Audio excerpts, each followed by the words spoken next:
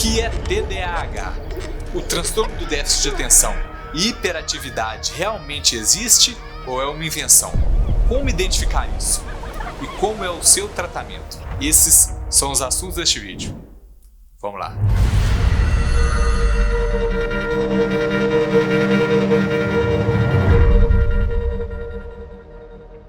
Oi pessoal, sou o Dr. Matheus e neste vídeo vamos falar sobre o transtorno do déficit de atenção e hiperatividade, TDAH. Talvez esse seja o diagnóstico que é mais comum ver pessoas me procurarem dizendo que acha que tem, quando na verdade não tem. E o interessante é que também é muito comum o contrário, pessoas que acham que isso não existe, que é um diagnóstico inventado para tratar sem necessidades crianças que fazem um pouco de bagunça. Enfim, vamos conversar sobre tudo isso, a começar pelo básico. O que é TDAH?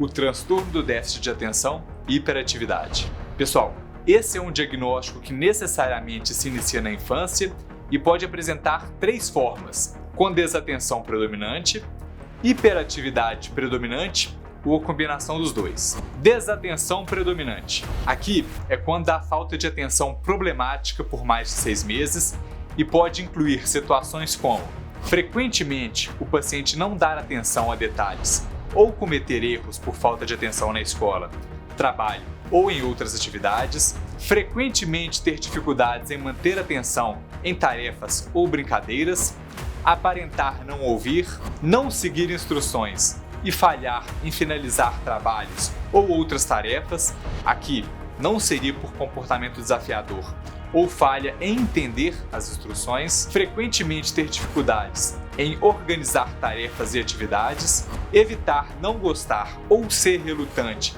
em fazer tarefas que requerem esforço mental, como por exemplo o dever de casa, perder com frequência objetos como brinquedos, material escolar ou ferramentas, se distrair facilmente por estímulos externos e se esquecer do que acabou de ler ou fazer durante as atividades diárias. E tem também a forma com hiperatividade e impulsividade predominantes, que é quando por 6 meses ou mais o paciente frequentemente faz movimentos repetitivos com as mãos ou bate pernas, por exemplo, frequentemente se levanta da sala ou outra situação em que era esperado ficar sentado, corre ou sobe em situações inapropriadas, e aqui, adolescentes ou adultos podem ter a sensação de inquietude, tem dificuldades de brincar ou participar de atividades calmas, está frequentemente querendo sair de onde está ou querendo se mover, fala excessivamente, tenta responder a algo antes de a pergunta ter terminado, e aqui eu brinco que essa é a síndrome do frentista. Quando alguém começa uma frase, a pessoa já pensa: posso completar? Síndrome do frentista.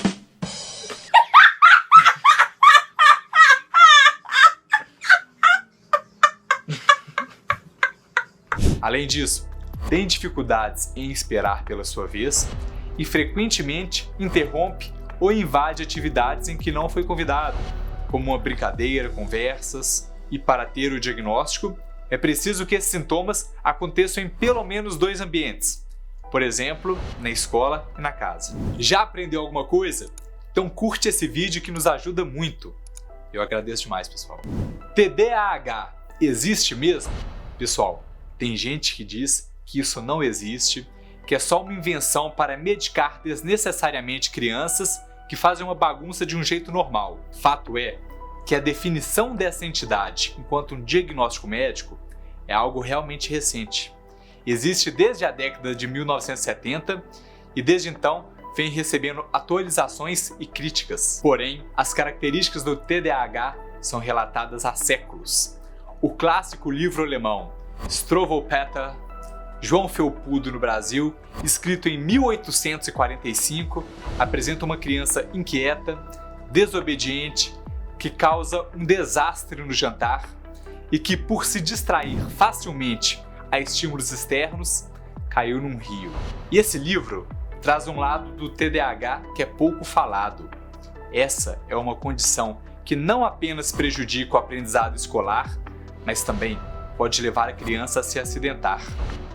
Pessoal, você se lembra de um caso de uma criança que caiu de um prédio enquanto a mãe, que era babá, saiu e o deixou com a patroa? Sem querer fazer avaliações jurídicas, eu vi reportagens sobre esse caso e algumas coisas me chamaram a atenção. A primeira é que o menino escalou 2 paredes.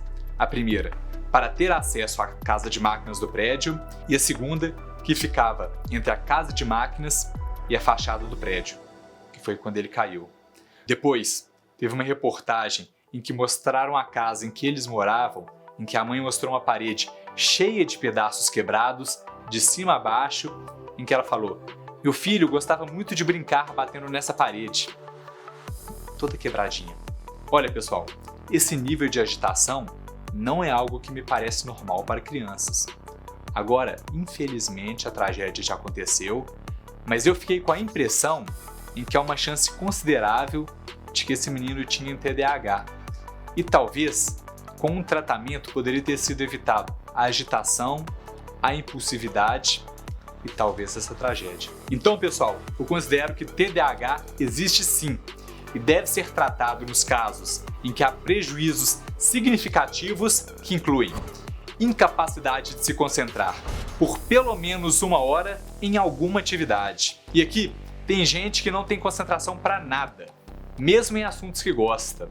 E aí, a gente pode excluir situações em que ninguém consegue manter o foco. Por exemplo, a aula teórica sobre estratégia do filme Tropa de Elite. Lembram disso? Estratégia, do grego, estratégia. Aí, só com uma granada na mão para não dormir. Ou quando tem acidentes frequentes por falta de atenção.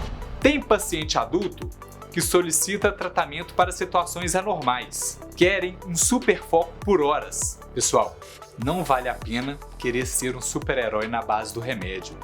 Se já consegue ter uma concentração de 1 hora para algumas coisas, tá ok. É normal precisar de vez em quando fazer algumas pausas. Querer mais do que isso tem muita chance de não funcionar e ou trazer consequências pelos efeitos colaterais da medicação.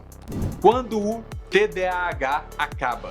Então, pessoal, essa é uma condição que começa necessariamente na infância, porém, também costuma resolver espontaneamente, ou seja, curar no final da infância.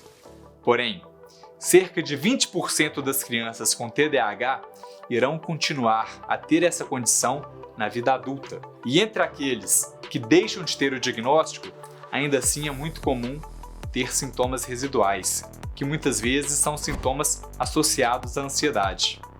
Como tratar TDAH?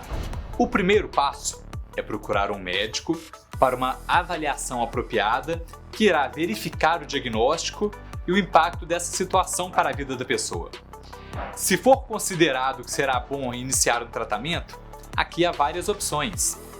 A mais tradicional seria o uso de estimulantes, como Ritalina ou Venvance, o que eventualmente pode ser ruim se a criança for muito agitada ou agressiva. Para situações em que há também agressividade, muitas vezes o melhor caminho é optar por um antipsicótico, como aripiprazol ou risperidona.